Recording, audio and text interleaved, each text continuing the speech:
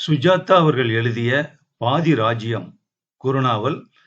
வசந்தி இல்ல இந்த கதையில. ஆனா கணேஷ் மட்டுமே இருந்து துப்பறியக்கூடிய ஒரு கதை. அதே நேரத்துல போலீஸே வரமாட்டாங்க. அது மாதிரியான ஒரு வித்தியாசமான துப்பறியும் கதை. கேட்கலாமா? அத்தியாயம் 1, பகுதி 1. என்னை சந்தியுங்கள். சட்டம் என் தொழில். லாயர். இங்கிலீஷில் சொல்ல வேண்டியிருக்கிறது.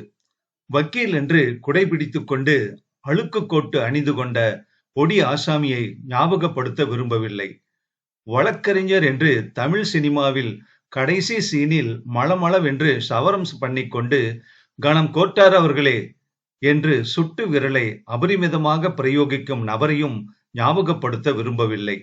கொஞ்சம் அடாவடித்தனம், கொஞ்சம் ஜேம்ஸ் பாண்ட், கொஞ்சம் பணக்கார சூழ்நிலை, கொஞ்சம் பொய், இவைகள் கலந்த ஒரு வினோத ரசாயனம் நான். இளைஞன், அதாவது 32 வயதை இளமை என்று ஒப்புக்கொண்டாள். இன்று காலை ஆபீஸ் அறையை திறந்தேன். திறந்து தூசி தட்டிவிட்டு என் முதல் சிகரெட்டை பற்ற வைத்துக் கொண்டேன். ஆஹா, சொர்க்கம்! கோர்ட்டுக்கு போவதாக இல்லை. ஹோசியார் சிங்கின் வழக்கு 3 தினங்களில் வரப்போகிறது. அதற்கான பிரீஃபை பார்க்க வேண்டும். ஹோஷியார் சிங் ஒரு ஹோப்லெஸ் கேஸ். கரும்பு வெட்டி கொண்டிருந்த போது அகஸ்மாத்தாக அரிவாளால் கர்த்தார் சிங் கையையும் வெட்டிவிட்டேன் என்கிறான். கரும்பு வெட்டுவதில் கவனம் வேண்டாமோ? என்ன சொல்ல வந்தேன்? தூசி தட்டி கொண்டிருந்தேனா? அப்பொழுது என் ஆபீஸ் எதிரே ஒரு ஹெரால்டு கார் வந்து நின்றது. அதன் கதவை அலட்சியமாக அறைந்துவிட்டு ஒரு பெண் இறங்கினாள். தன் மார்பு புடவையை சாவகாசமாக சரி செய்து கொண்டாள். நேராக என் அறை வாசலுக்கு வந்து தயங்கி மே ஐ கமின் என்றாள். எஸ் என்றேன் நான். நைலான் சாகரமாக உள்ளே நுழைந்தாள். அவள் அணிந்திருந்த புடவையை நான் விரும்பினேன். நான் மட்டும் தொடர் நாவலின் ஹீரோ சேகராக இருந்தால் அவளை கண்டவுடன் காதல் கொண்டிருப்பேன். அழகி. மூக்கு நுனியின் ஒரு வளைவு, ஒரு குறை, ஒரே குறை. யூனிவர்சிட்டி படிப்பினால் உதட்டோரத்தில் ஓர் அலட்சியம். நல்ல வளர்த்தி. நல்ல வளர்ப்பினால் பொருத்தமான உடை, பொய்யில்லாத வளப்பும், புன்னகைக்காக சுப்ரீம் கோர்ட் வரை வாதாடலாம். மனித வாழ்க்கைக்கு அர்த்தம், காரணம் ஏற்படுத்தும் புன்னகை. குட் மார்னிங் என்றாள் அவள். குட் மார்னிங் பதிலுக்கு நான். உங்களிடம் ஒரு அட்வைஸ் கேட்க வந்தேன். என் பெயர் கணேஷ் என்றேன். எஸ், போர்டில் பார்த்தேன். என் பெயர் நீரஜா. ஏதோ அகர்பத்தியின் பெயர் போல இருக்கிறது என்று நான் சொல்லவில்லை. இந்த மாதிரி அட்வைசரி சர்வீஸ் நீங்கள் எடுத்துக்கொள்வதுண்டா என்று கேட்டாள். சாதாரணமாக உங்களுக்கு என்றேன். சிரித்தாள். அவள் புன்னகை பற்றி நான் முன்பு குறிப்பிட்டதை மறுபடியும் படிக்கவும். என்ன விஷயம் என்றேன். என் அப்பாவை பற்றி எனக்கு கவலையாக இருக்கிறது என்றாள். ஏன்? சென்ற சில தினங்களாக அவர் ஒரு மாதிரியாக இருக்கிறார். மன்னிக்கவும், நான் டாக்டர் இல்லை. இது அவளுக்கு பிடிக்கவில்லை. தெரியும், நீங்க வக்கீல் தான். உங்களை நாடிதான் வந்திருக்கேன். சொல்லுங்க. என் அப்பா என்னுடன் சுதந்திரமாக பழகுவார். சென்ற 3-4 தினங்களாக ஒரு மாதிரி ஆகிவிட்டார். சிகரெட் அதிகம் குடிக்கிறார். கம்பெனிக்கு செல்வதில்லை. வீட்டிலேயே நெர்வஸாக டெலிபோன் அருகிலேயே உட்கார்ந்திருக்கிறார். அவரை யாரோ பிளாக்மெயில் செய்கிறார்கள் என்று தோன்றுகிறது. எப்படி சொல்லுகிறீர்கள்? அவர் நடத்தையில் இருந்து. விவரமாக சொல்லுங்கள். உங்க அப்பா யார்? பெயர் என்ன? தொழில் என்ன? விலாசம் என்ன? அவள் சற்று யோசித்தாள். இந்த விவரங்கள் கட்டாயம் வேண்டுமா? ஆம். என் அப்பா பெயர் ராமநாதன். 16 பண்டாரா ரோடு. என் அப்பா ஒரு பிசினஸ் ஆசாமி. 3 கம்பெனிகளுக்கும் ஒரு ஹோட்டலுக்கும் உரிமையாளர். அப்போது நிறைய பணம். ஏன், உங்களுக்கு அட்வான்ஸாக ஏதும் வேண்டுமா? நான் கேட்டது அதற்காக இல்லை. சாரி. ஆமாம், நிறைய பணம். நீங்கள் அவரை யாரோ மிரட்டி பணம் பறிக்கிறார்கள் என்று நினைக்கிறீர்களே, அதற்கு என்ன ஆதாரம்? அதுதான் சொன்னேனே. போதாது. நான் ஒன்று சொல்லட்டுமா? என்ன? சைக்காலஜி தெரிந்தவன் நான். உங்களை பார்த்தால் இயல்பாக ஒரு வக்கீலிடம் வந்து உபதேசம் கேட்கக்கூடியவராக தோன்றவில்லை. நீங்கள் தானாக வரவில்லை. உங்கள் அப்பா அனுப்பி வைத்திருக்கிறார், சரியா? ஏன் அப்படி சொல்கிறீர்கள்? நீங்களாகவே பிளாக்மெயில் என்று யூகித்திருக்க முடியாது. அவர் வினோதமான நடத்தைக்கு வேறு என்னவோ எவ்வளவோ காரணங்கள் இருக்கலாம். இன்கம் டாக்ஸ் ப்ராப்ளம், பிசினஸ் அவஸ்தைகள், தொழிலாளர் தொந்தரவு, இப்படி. அப்படி இருக்க பிளாக்மெயில் என்று தனித்து சொல்வதால் அவர்தான் உங்களிடம் சொல்லியிருக்க வேண்டும், சரிதானே? மறுபடியும் கேட்டேன். சரிதானே? பதில் ஆம் என்றாள். அவள் முகத்தில் தோல்வி தெரிந்தது. அவருக்கு என்ன வேண்டும்? அவர் கேட்டுக்கொண்டு வரச் சொன்னார். இந்த மாதிரி சந்தர்ப்பங்களில் என்ன செய்ய வேண்டும்? எந்த மாதிரி சந்தர்ப்பங்களில்? அதான் சொன்னேனே, ஒருத்தன் அவரை பயமுறுத்தி பணம் கேட்கிறான். எதற்காக? தெரிய வேண்டியது, அவ்வாறு செய்கிறவன் மேல் லீகலாக ப்ரொசீட் பண்ண முடியுமா? அவ்வளவுதான். அதற்கு ஆதாரம் வேண்டும். அந்த ஆசாமி எழுதிய கடிதமோ அல்லது வேறு ஏதாவது அத்தாட்சியோ வேண்டும். ஆனால் இது 2 பக்கம் கூர்மையுள்ள கத்தி. சட்டப்படி ஏதாவது துவங்கினால் சில ரகசியங்கள் கிளம்பும். அதனால் எதற்காக பயமுறுத்துகிறான் என்று தெரிய வேண்டும். அது முக்கியம். அதை சொல்ல மாட்டேன் என்கிறாரே. அரைகுறையான விவரங்களை வைத்துக் கொண்டு என்னால் ஒன்றும் செய்ய முடியாது. மிஸ் தானே நீங்கள்? சுருங்கச் சொன்னால் தகவல் போதாது என்றேன். என்ன வக்கீல் நீங்கள்? கிரிமினல். பழைய joke. N time waste. How much? என்ன ஃபீஸா? எவ்வளவு பணம் கொடுக்க வேண்டும்? 0 என்றேன். Good day. அவள் கன்னங்கள் சிவந்திருந்தன. அதிலிருந்து அவள் கோபத்தின் உஷ்ணம் தென்பட்டது. சரேல் என்று கிளம்பி காரில் பாய்ந்தாள். எனக்கு ஏமாற்றமாக இருந்தது. அந்த நீரஜாவின் மேல் கோபம் வந்தது. கோபம் அவள் தன் தகவல் விரும்பிய ஆர்வத்தை பூர்த்தி செய்யாமல் அலட்சியமாக சென்றதற்காக. அவ்வளவு அழகான பெண் அவ்வளவு குறுகிய நேரம் என்னுடன் இருந்ததற்காக, அவள் விட்டு போன பர்ஃப்யூம் மனத்திற்காக. அதே சமயம் என் மேலும் கோபம் வந்தது. ஒரு கேஸை விட்டுவிட்டேன். அந்த ஆசாமிக்கு உண்மையாகவே ஒரு லாயரின் உதவி தேவையாக இருந்திருக்கலாம். சொல்லவும் முடியாத, மெல்லவும் முடியாத அவஸ்தையில் உதவி தேவை இருந்து அதிகம் வெளியிட முடியாத ஜாக்கிரதையில் அவளை அனுப்பி இருக்கலாம் அவளுடைய அப்பா. திரும்ப திரும்ப 20 நிமிடம் அதையே நினைத்துக் கொண்டிருந்தேன். அவளுடைய கார் நம்பர் ஞாபகம் இல்லை. Herald car, Chennai registration. ஆனால் அவள் பெயரும் விலாசமும் கொடுத்திருக்கிறாளே, AS ராமநாதன், பண்டாரா ரோடு, 16ஆம் நம்பர். 16 பண்டாரா ரோட்டில் என் மேரிஸ் நின்றது. அந்த அமைதியான வீட்டின் முன் புல்வெளியில் மெதுவாக நடந்தேன். சலனமற்று இருந்தது வீடு. கார் ஷெட் பூட்டி இருந்தது. AS ராமநாதன் என்று பித்தளையில் பளபளப்பென்று அறிவித்தது போர்டு. வலை கம்பி கதவு, அதனுள் மரக்கதவு, பட்டன். பட்டனை அழுத்தினேன். திறந்தவர் ராமநாதனாக இருக்க முடியாது. இளைஞன், சவரம் செய்யாத முகம், கலைந்த தலை, கையில் புத்தகம். எஸ் என்றான். AS ராமநாதன் வீடு தானே? ஆமா. நீங்க யாரு? சிநேகிதம். அவரை பார்க்கணும். உடனே அவன் முகம் மாறியது. உங்களுக்கு தெரியாதா? தெரியாது. என்ன? ராமநாதன் இறந்துட்டாரே. அத்தியாயம் 2. இறந்துட்டாரா? ஓ மை காட், எப்போ என்று கேட்டேன். அந்த ஆள் என்னை சந்தேகமாக பார்த்தான். வீட்டுக்கு வந்து பெனாரஸ் அனாதை ஆசிரமத்திற்கு நன்கொடை கேட்கும் யாசகனை பார்ப்பது போல. அவர் போய் 1 மாசம் ஆயிடுச்சு. உங்களுக்கு அவர் எப்படி தெரியும்? எனக்கு அவர் பெண்ணு நீரஜாவை பரிச்சயம். அவர் பொண்ணா? நிஜமாவே அவர் பார்வையில் என் மூளையின் ஆரோக்கியத்தை பற்றி தீவிரமான சந்தேகம் தெரிந்தது. புரியவில்லை என்றான் அந்த இளைஞன். அவருக்கு நீரஜா என்று ஒரு பெண் இல்லை? கேட்டேன். இல்லை என்றான். மன்னிக்கவும், நீங்கள் யார்? என் பெயர் ராஜேஷ். ராமநாதனின் ஒரே பையன். எனக்கு சகோதரி கிடையாது. நீங்கள் எந்த ராமநாதனை சொல்கிறீர்கள்?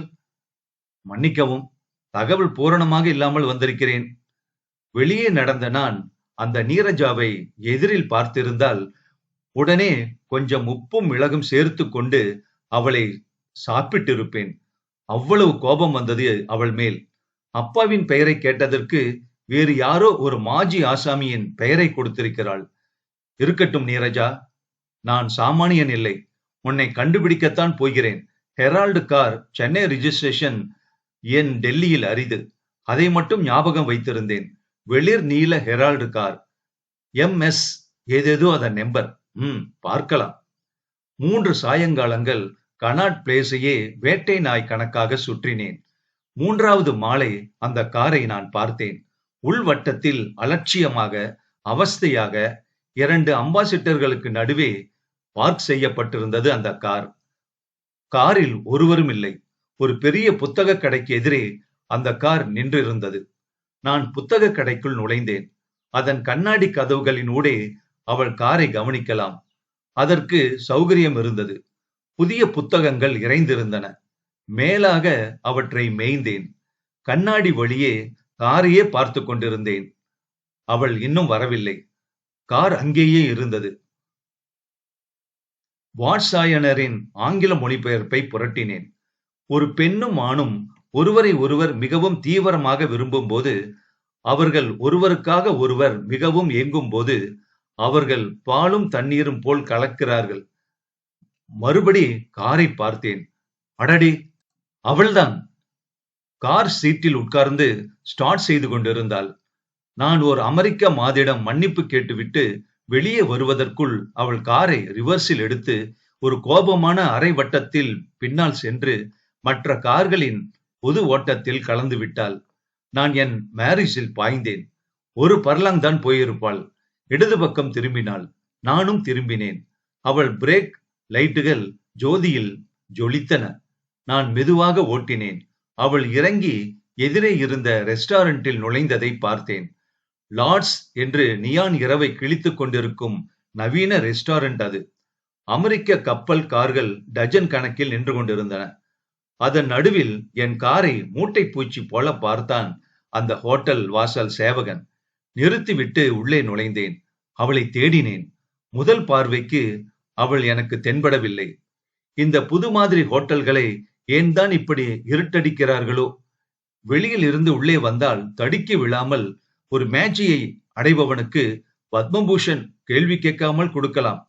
மேஜைகளின் மேல் சுயநலமாக விழுந்த சிறிய சிறிய ஒளிவட்டங்கள், டை அணிந்த இளைஞர்கள் நோட்டு புத்தகத்துடன் உழவ, மறைந்த ஸ்பீக்கர்கள் மேலிருந்து டாக்டர் சிவா கோவில்லாராவின் கானத்தை வயலின் பிரவாகமாக வழிய வைத்துக் கொண்டிருந்தன. ஜீவ்ஸ் மாதிரி விரைப்பான வெயிட்டர்கள். இந்த இருட்டில் என்ன தேடுவது? ஒரு மேஜையில் உட்கார்ந்தேன். அந்த டை கட்டிய இளைஞன் அருகில் வந்து சிரித்து, மாலை காலம் நன்றாக இருக்கிறது என்றான். நான் ஆமோதித்தேன். ஆக்ஸ்போர்டு சென்று வந்தவன் போல் வெட்டின இங்கிலீஷ் பேசினான். என்ன வேண்டும் என்று கேட்டான்.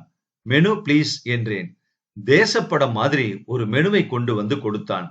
அதை பிரித்து டூமா நாவலை போல் சுவாரஸ்யமாக படித்தேன். அவன் காத்திருந்தான். அரைகுறை பிரெஞ்சில் ஏதோ எழுதி சீசனல் என்று அடைப்புக்குள் குறிப்பிடப்பட்டிருந்தது. அந்த இடத்தில் என் விரலை வைத்து, எனக்கு இது வேண்டும் என்றேன். தயாராவதற்கு கொஞ்சம் நேரமாகும் என்றான் அந்த ஆக்ஸ்போர்ட். ஓகே என்றேன். வரும் வரை ஏதாவது சாப்பிடுகிறீர்களா? சரி. என்ன? Aqua. Sir, Aqua, H2O, water. கடவுள் கொடுத்த தண்ணீர். இவன் சரியான நட்டாக இருக்க வேண்டும் என்ற பாவத்தில் சிரித்துக் கொண்டு சென்றான். சிரிக்கட்டும். எனக்கு அந்த பெண்ணை இந்த இடத்தில் சந்திக்க வேண்டும். இங்கே எங்கோதான் இருக்கிறாள். ஆனால் கண்ணில் தென்படவில்லை. நிதானமாக பார்த்தேன். வெயிட்டர் நான் ஆர்டர் செய்த என்னவோவை எதையும் சாப்பிடுகிற மனிதர்கள் இருக்கிறார்கள் என்கிற முகபாவத்துடன் கொண்டு வந்து என் மேஜையை அலங்கரித்து விட்டு, கத்தி, கரண்டி, கண்ணாடி டம்ளர், கைக்குட்டை, பல்குச்சி, கையை நனைக்க வெந்நீர் என்று என்னென்னவோ வைத்தான். காதில் பூ வைக்கவில்லை. போருக்கு கிளம்பும் கட்டபொம்மன் போல உணர்ந்தேன். பாய்ந்தேன். பசியில்லாத பாய்ச்சல். அந்த வஸ்துவை 8ஆக பிரித்து அதன் மேல் உப்பையும் மிளகையும் சிலிர்த்து முள்கரண்டியில் சுழற்றி ஹாக் என்று விழுங்கினேன். குமட்டியது. ஒரு மடக்கு தண்ணீரால் அதை உள்ளே செலுத்தினேன். ஒரு வழியாக சாப்பிட்டேன் என்று பெயர் பண்ணிவிட்டு பில் கேட்டேன். வந்தது. அளவுக்கு மீறி டிப்ஸ் செய்தேன். வெயிட்டர் என்னை உயிர்காத்த தோழன் போல பார்த்தான். அளவுக்கு மீறி டிப்ஸ் கொடுத்ததில் ஒரு காரணம் இருந்தது.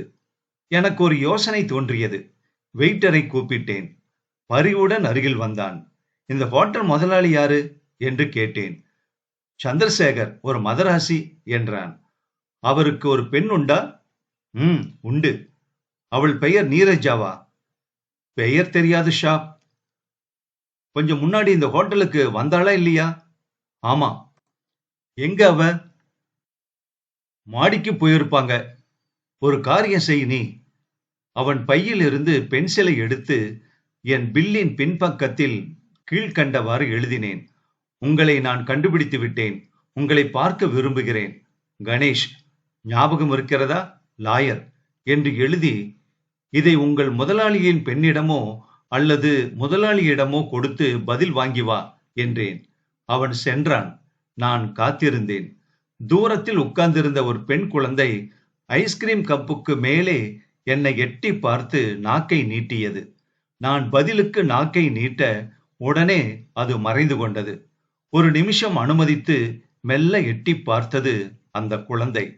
நான் வெயிட்டர் அப்போது திரும்பி வந்தான். உங்களை மேல வர சொல்கிறார். மாடியில் அவன் அடையாளம் சொன்ன அறையை டக் டக்கினேன். கமின், கதவு திறந்திருக்கு என்று பதில் வந்தது. பெண்ணின் குரல். கதவை திறந்தேன். அங்கே நீரஜா. ஹலோ, மறுபடியும் வக்கீல் சாரா என்றாள். ஹலோவை கொள்ளுங்கள். நீங்கள் என்னை சக்கையாக ஏமாற்றி இருக்கிறீர்கள். அதற்கு எக்ஸ்பிளனேஷன் தேவை என்றேன். ஈசி ஈசி, உட்காருங்களே என்று எதிரே இருந்த நாற்காலியை காட்டினாள். நான் உட்கார்ந்தேன். அறையில் பணக்காரத்தனம் வழிந்தது. எதிரே உள் அறையிலிருந்து அவர் வெளிப்பட்டார். அவர்தான் நீரஜாவின் அப்பா சந்திரசேகராக இருக்க வேண்டும். நீரஜாவின் மூக்கு அப்படியே அவரிடம் இருந்தது. சற்று அதிக நரை, ஆனால் வசீகரமான முகம். அப்பா, இவர்தான் நான் போய் பார்த்த வக்கீல் மிஸ்டர் கணேஷ். அப்பா, இவர்தான் நான் போய் பார்த்த வக்கீல் மிஸ்டர் கணேஷ். ஓ, அப்படியா? ஆமா, எப்படி இங்க வந்தாரு? நான் சொன்னேன். உங்கள் பெண் என்னிடம் தப்பான விலாசத்தை கொடுத்து விட்டாள். என்னால் வர முடியாது என்பதில்லை சார் என்றேன். இந்த வாக்கியத்தை இன்னும் திருப்திகரமாக அமைத்திருக்கலாம் நான். என்னம்மா என்றார் அவர் பெண்ணை பார்த்து. அப்பா, உங்கள் பெயர் அட்ரஸ் எல்லாம் இவர் கேட்டார். நீங்கள்தான் ஒரு விபரமும் சொல்லக்கூடாது என்று சொன்னீர்களே. அதனால் பண்டாரா ரோட்டில் நான் தினமும் காலேஜ் போகும் வழியில் பார்க்கும் ஒரு பெயரையும் விலாசத்தையும் கொடுத்தேன்.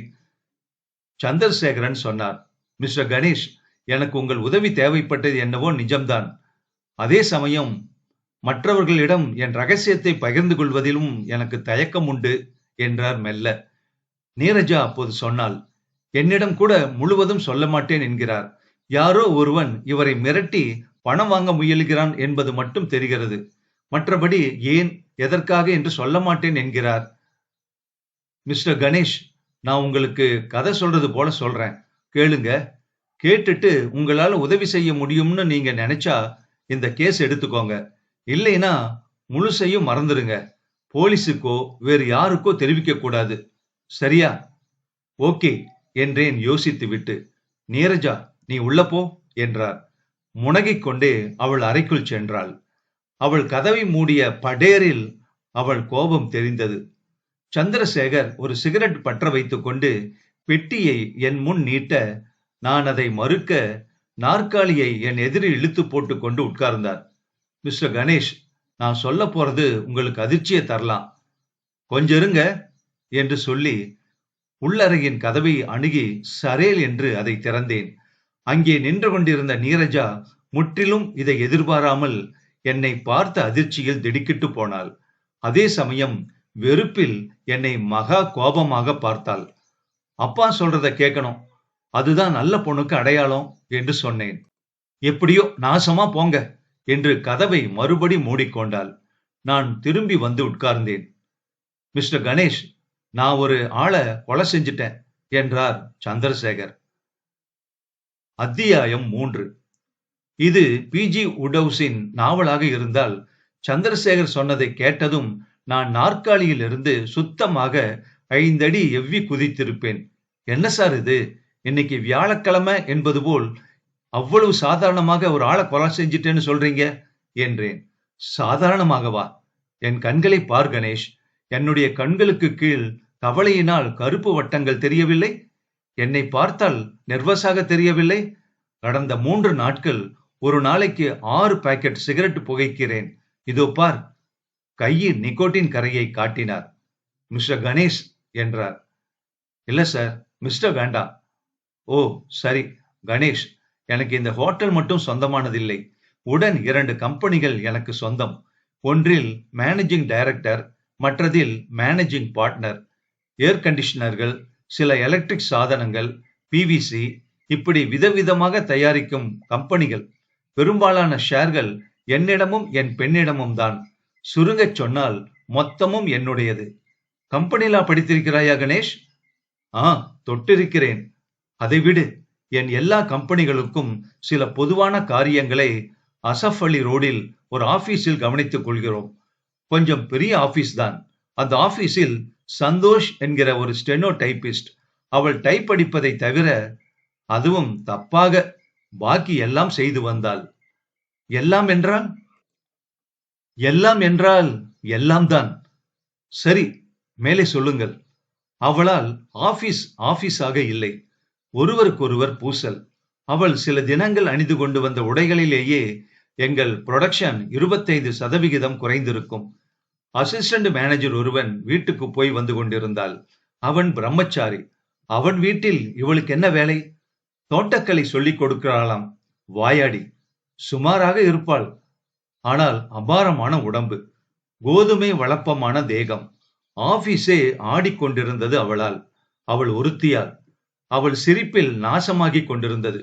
பக்கத்து ஆபீஸில் இருந்து ஒருத்தன் தினமும் லஞ்ச் டயத்தில் வருவான் அவளை பார்க்க. வரும் டெலிபோன் கால்களில் பாதிக்கு மேல் அவளுக்குத்தான். இன்னும் யார் யாரோ. எனக்கு நிறைய மொட்டை கடிதங்கள் வரும். என்னால் தாங்க முடியவில்லை. பார்த்தேன். இவளை சாமர்த்தியமாக ஒழித்து கட்ட வேண்டும் என்று அந்த போஸ்டை அனாவசியமானதாக செய்து அவளுக்கு சட்டப்படி 1 மாத நோட்டீஸ் கொடுத்து விட்டேன். வருகிற முதல் தேதியிலிருந்து சீட்டு கிழித்து விட்டேன். அதன் பின்தான் வந்தது ஆபத்து. சந்திரசேகரன் சாம்பலை தட்டிவிட்டு தொடர்ந்தார். அவளுக்கு நோட்டீஸ் கொடுத்தது சென்ற வியாழன் 18ஆம் தேதி. 19 இல்லை, 20 இல்லை, 21ஆம் தேதி மாலை கொஞ்சம் லேட்டாக ஆபீஸில் இருந்தேன். அப்பொழுது 2 பேர் என் அறைக்கு வந்தார்கள். அவர்களில் ரகுநாத் எனக்கு தெரிந்தவன். எங்கள் கம்பெனி ஆள். ஒரு வகையான ஆசாமி. போக்கிரி, உதவாக்கரை, சோம்பேறி. அவனை எவ்வளவோ முயன்றும் என்னால் நிறுத்த முடியவில்லை. இந்த மாதிரி காளான்கள் எல்லா பிசினஸ் ஆபீஸிலும் உண்டு. ஆனால் மரியாதை குறைவாக பேச மாட்டான். குலைவான். காரியம் ஆவதற்கு பூட்ஸை கூட துடைப்பான். அவனும் இன்னொரு ஒல்லியான இளைஞனும் வந்திருந்தார்கள். அவனுக்கு சுமார் 26 வயது இருக்கும். இந்த பக்கம் அந்த பக்கம் பார்த்து கொண்டே ரெஸ்ட்லெஸ் ஆக இருந்தான். ரகுநாத் அவனை எனக்கு அறிமுகப்படுத்தினான். அவன் நோட்டீஸ் கொடுக்கப்பட்ட சந்தோஷ் என்ற பெண்ணின் தமையன் என்றும், அவளை வேலையை விட்டு நிறுத்த நான் அவளை நிறுத்த ஆணையிட்டதால் அவர்கள் ஏழ்மையான குடும்பம் தெருவில் நிற்கிறது என்றும் கருணை காட்ட வேண்டும் என்றும் சொன்னான். அந்த பையன் பேசவே இல்லை. ஜன்னலை பார்த்து கொண்டிருந்தான். எனக்கு அந்த முறையே பிடிக்கவில்லை. நான் ஒன்றும் செய்வதற்கில்லை. போர்டிங் தீர்மானித்தது. சட்டப்படி நோட்டீஸ் கொடுத்தாகிவிட்டது. வேறு வேலை தேடிக்கொள்ள நிறைய சமயம் இருக்கிறது.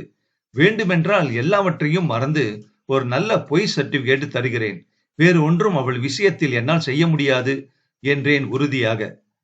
வேண்டுமென்றால் ட்ரிபியூனலுக்கு போங்கள் என்றேன். அனாவசியத்திற்கு ரகுநாத் என் மேல் கோபப்பட்டான். கண்டபடி பேசினான். எனக்கு ஆத்திரம் வந்தது. இருவரையும் உடனே வெளியே போகச் சொன்னேன். மாட்டேன் என்றான் ரகுநாத். சௌக்கிதாரை கூப்பிட்டேன். சௌக்கிதார் டீ சாப்பிட போயிருக்கிறான் என்றான் ரகுநாத். அப்பொழுது அந்த இளைஞன் ஓட்டை இங்கிலீஷில், என் சிஸ்டருக்கு வேலை தரப்போகிறாயே இல்லையா என்று மிரட்டுவது போல கேட்டான். நான் இவனுடன் பேச தயாராக இல்லை என்றேன். என் சகோதரியை சம்பந்தப்படுத்தி ஒரு பஞ்சாபி வசவை பிரயோகித்தான் அவன். நான் 20 வருடம் பிசினஸில் இருந்திருக்கிறேன். என் முன்னிலையில் அவ்வளவு கேவலமாக ஒருவரும் இதுவரை பேசினதில்லை. என் ஆத்திரம் மண்டையில் உஷ்ணமாக வெடித்தது. அந்த இளைஞனை பற்றி இழுத்து தாடையில் அடித்தேன். நல்ல அடி. அவன் சமாளித்துக் கொண்டு என் மேல் பாய்ந்தான். எனக்கும் அவனுக்கும் ஈடே இல்லை. வயதில், உடம்பில், வசதிகளில், எல்லாவற்றிலும் நான் உயர்ந்திருந்தேன். அது ஒரு வினோதமான சண்டை. ரகுநாத் அதை கலைக்க முற்படுவதாக தோன்றவில்லை. அந்த பையன் கையில் அகப்பட்டதை எல்லாம் என் மேல் வீசினான்.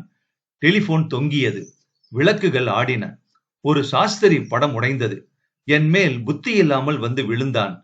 நான் அவனை சுலபமாக சமாளித்து 2 கைகளையும் சேர்த்து பற்றி இடது வலது கன்னத்தில் அடித்து தட்டி கோபத்துடன் பின்னால் தள்ளினேன்.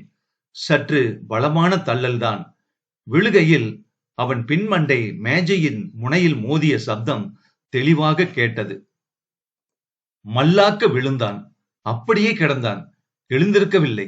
நான் கைக்குட்டையால் முகத்தை துடைத்துக் கொண்டேன். ரகுநாத் அவன் மார்பில் காதை வைத்து பார்த்தான்.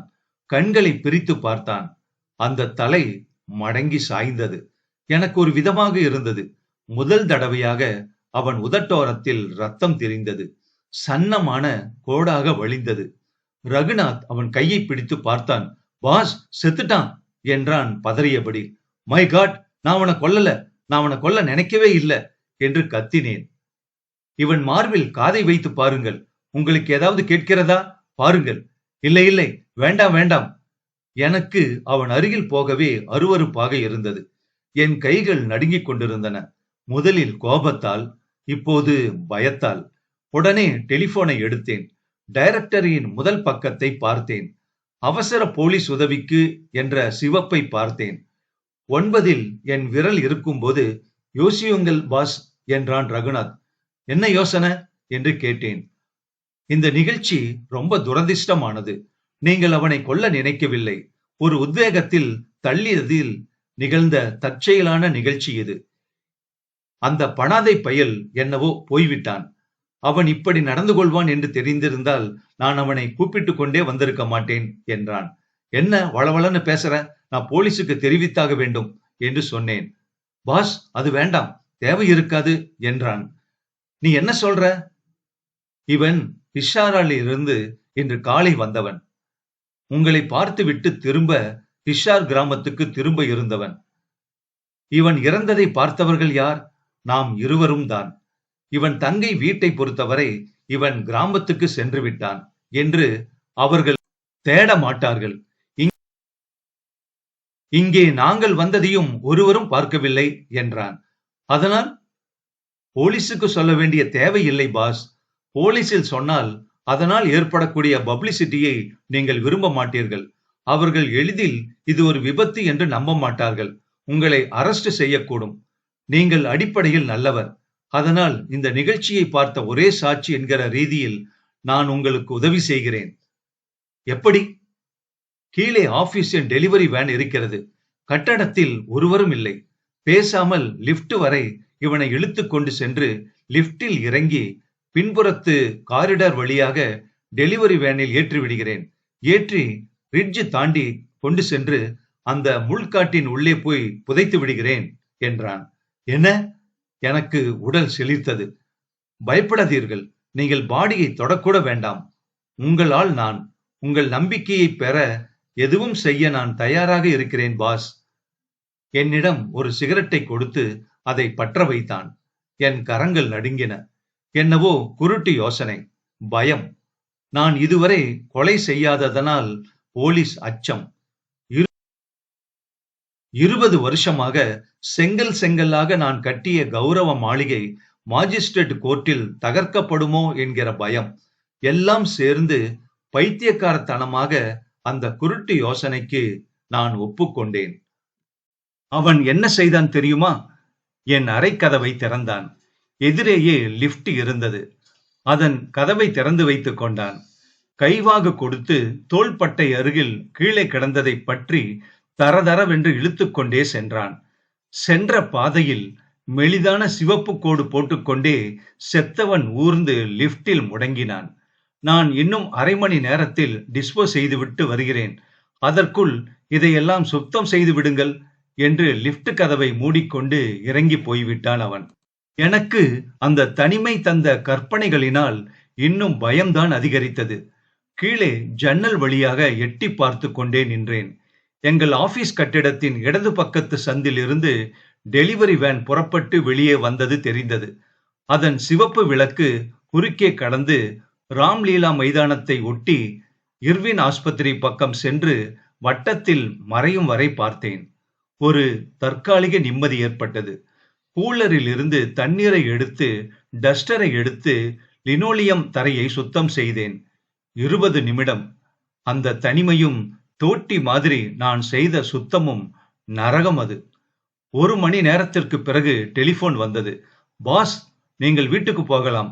பாடியை டிஸ்போஸ் செய்து விட்டேன். சற்று கஷ்டமாக இருக்கும். இன்று இரவு தூக்க மாத்திரை சாப்பிடுங்கள். கவலைப்படாதீர்கள். இந்த அத்தியாயம் முடிந்துவிட்டது என்றான் ரகுநாத். ரகுநாத், உனக்கு நான் என்ன கைமாறு செய்ய போகிறேன் என்று கேட்டேன். நாளை சொல்கிறேன் பாஸ் என்றான் ரகுநாத்.